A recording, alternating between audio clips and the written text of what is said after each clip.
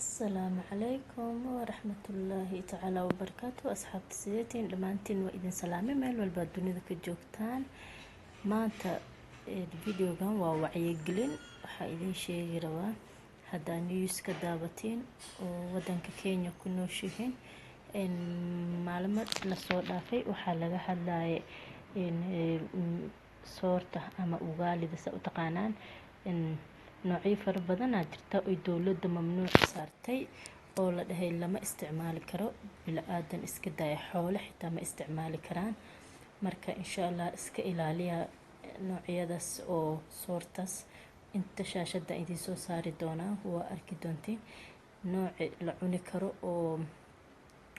dawladda mamnuuc saarina iyadana waa idin tusaya aflatoxin wax la dhahaa laga helay kuwaas oo mamnuuc la saaray oo suuqa lagu iibin karin still laakiin dad madax adag oo iibinaya way jirtaa oo dadka wax ogeyn ka iibiyaan waa lagu gaadaya hadaa wax